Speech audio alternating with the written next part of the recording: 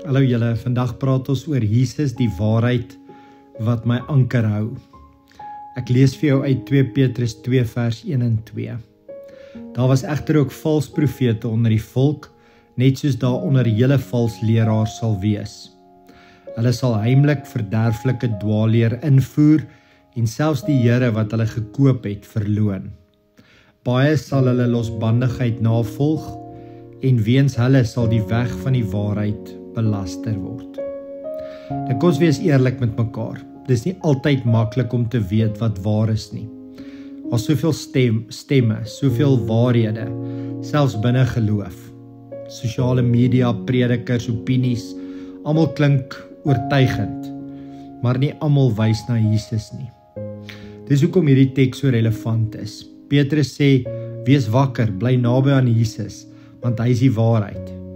Nie net regte woorde of regte antwoorde nie, maar 'n persoon wat getrou is, selfs as alles anders skuif.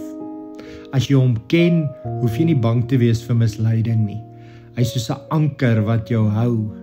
Al waai die stormwind van menings en vrees, wanneer jy bid, Jesus, U is die waarheid, sê jy eintlik, ek kies om op U te vertrou, nie op my eie oordeel nie.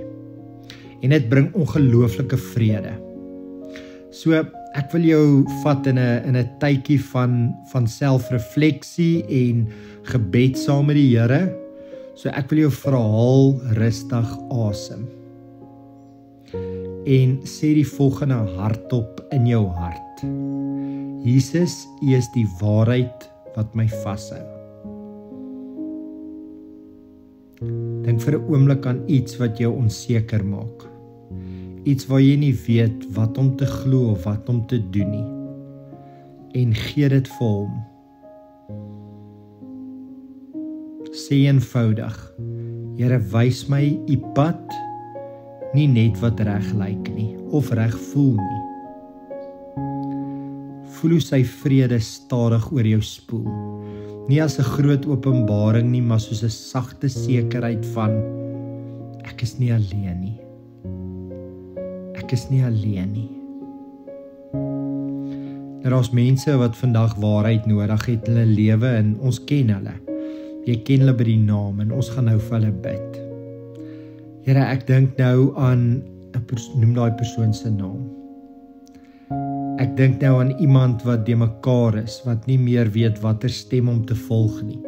Iemand wat dalk moeg geraak het vir geloof of teleurgesteld is. Jesus, U ken hulle. Praat sag met hulle. Laat hulle weer U liefde hoor, die stem wat nooit jok nie. Lei hulle terug na U toe. Nie na vrees toe nie, maar na vrede toe. Jesus, dankie dat U waarheid nie koud of streng is nie, maar vol genade en lig. In 'n wêreld waar mens soms verwar word, hou ons vas, Here, aan U. Help ons om U stem te herken en om lig te wees vir ander wat nog soek. U is die waarheid wat my lewe dra. Ek rus nou in U vrede.